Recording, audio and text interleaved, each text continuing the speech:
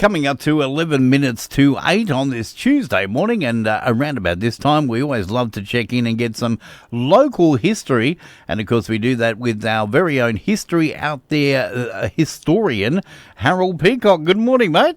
Yes, good morning, Damo. Yeah, an historic one, this one, about Toowoomba. I know you're taking us back to 1864, and who knew that Toowoomba was one place where people got executed?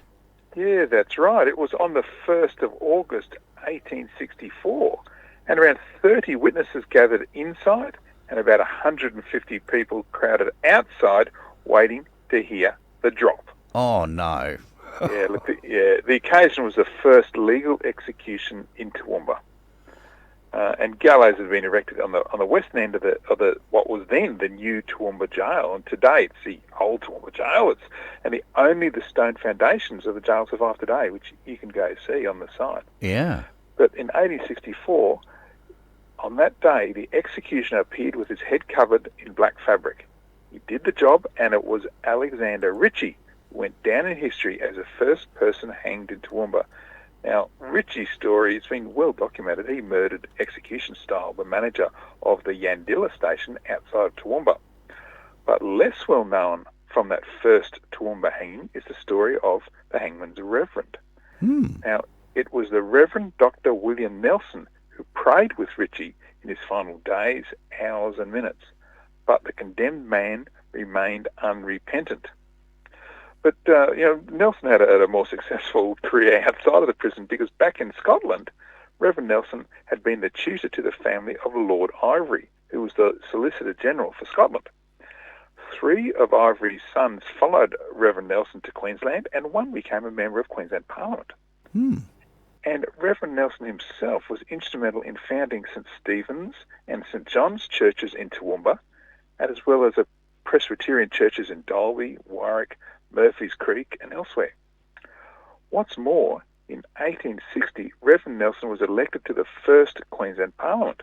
But in the first sitting, a petition was presented that led him to become the first member to be disqualified. And all because he was an ordained minister. Right. Yeah, but Reverend Nelson, the Toowoomba minister, he had the last laugh because his son, Sir Hugh Nelson, became Premier of Queensland. Now, even less well known than the hangman's reverend is the Toowoomba hangman himself. Now, a man by the name of John Hutton filled the role of public executioner in the colony at the time. Hutton's 4th execution was Toowoomba's first. Now, Hutton was what's called an exile convict who arrived in the colony in 1849.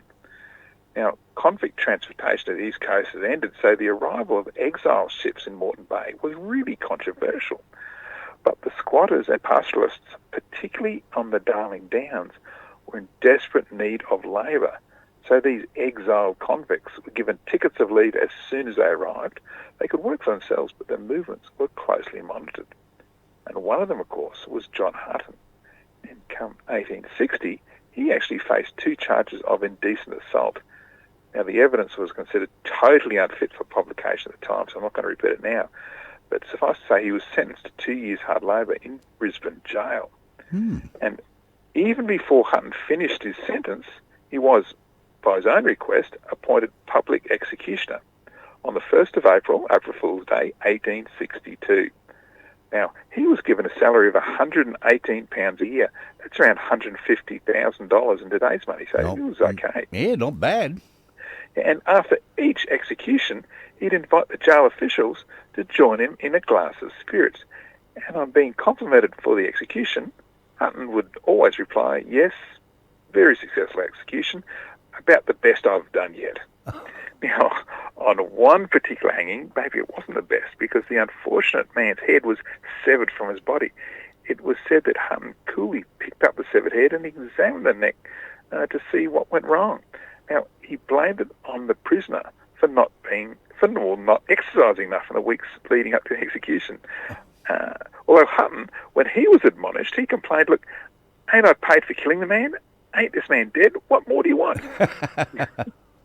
Anyway, and when a system of flogging was introduced in the prisons, Hutton refused to act as flagellator until he got a pay rise. So you've got to respect the man for his skill sets. Yes. He also demanded to be pensioned off because he was getting pretty old and he'd served quite a few years. And eventually, in 1885, he retired as executioner at the age of 81 with a superannuation of £57 a year. That's over $50,000. So, again, he did okay. Now, Hutton died 2 years later in 1887, and during his term in office, Hutton had carried out 37 executions, but just one was in Toowoomba, and that was the very first one. And so these were the key people in Toowoomba's first execution. There was the condemned Ritchie, the Reverend Dr. Nelson, and the executioner John Hutton. But I should say, today Hutton is buried in Toowoomba Cemetery in Brisbane, and he has living descendants. So, Damo, be careful who you talk to about Toowoomba's history of hanging and flagellation. You just never know.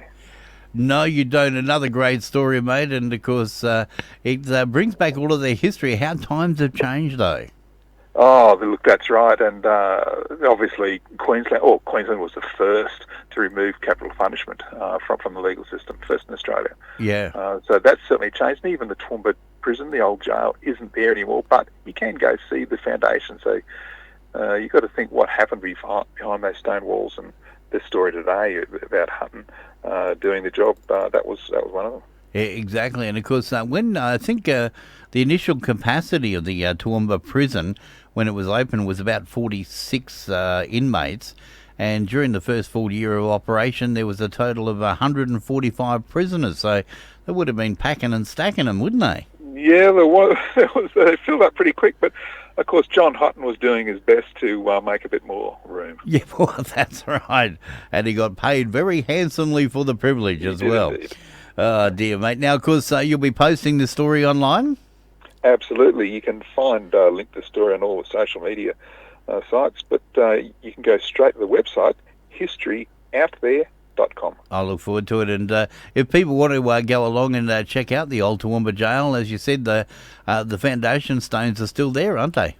That's right. And there's a plaque or two there to have a look. It is quite interesting. Just walk around. It's got a nice park down the end of the street too. So you can relax and just think about old times. Oh, dear me. Yes, thankfully we don't hang people anymore in this country. But anyway, look, appreciate it, mate. And as we said, people can go to historyouthere.com to read that story and many others as well. And I tell you what, I can't wait until next week to find out what you're going to be talking about then. Oh, you won't believe what this one is about next week. Oh, it's a good one. I'm looking forward to it, mate. You have a wonderful week, and we thank you very much for your time this morning. Thanks you very much. See you next week. All right, look forward to it. There we go. Harold Peacock, and you can check it all out at historyouthere.com. We've got our national news coming up next.